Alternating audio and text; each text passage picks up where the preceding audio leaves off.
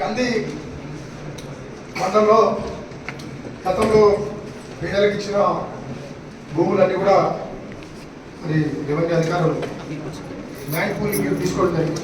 అందులో కొందరు మేము ఇవ్వము అని ఒక 15 ఎకరాల వరకు ఇవ్వమని చెప్పడం జరిగింది.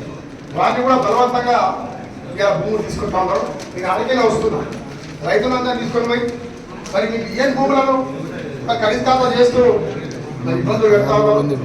కాబట్టి కమిషన్ వచ్చింది ఈరోజు వాళ్ళకి న్యాయం చేయాలని రైతులందరూ వచ్చారు.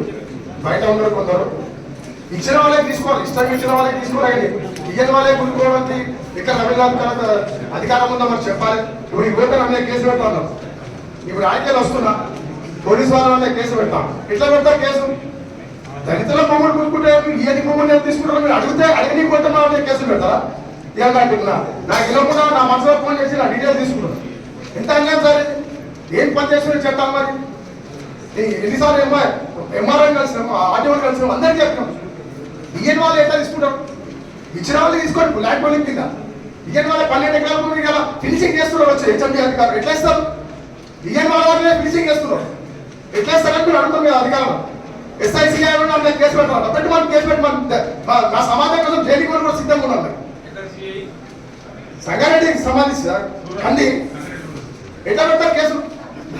వాళ్ళ భూములు పోతున్నాం బాధపడుతున్నాం చేసుకొని బతకనికి గతంలో ప్రభుత్వాలు ఇస్తే ఇయ్యాలో రేపు బలవంతంగా కూర్చుకోవడం ఖరీదాత చేసి ఇలా ఇయ్యలో కూడా ఖరీదాత చేసింది ఏమారు ప్రభుత్వం గతంలో బతుకుమని ఇచ్చిన ఎస్సీలకు 60 ఎకరాల భూమి 20 ఎకరాలు ఇయ్యలేదు. తక్కువని తీసుకొని ఇచ్చిన వాళ్ళు తీసుకోమని చెప్తున్నాం. మేము ఈయన వాళ్ళ బలవంతంగా ఫినిషింగ్ చేస్తున్నారు. ఎలక్షన్ అధికారులు వచ్చి పోలీసులను పెట్టి 100 మంది పోలీసులు పెట్టి తీయాలా?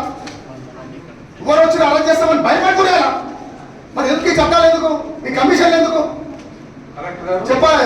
కలెక్టర్ గారు చెప్పాలి.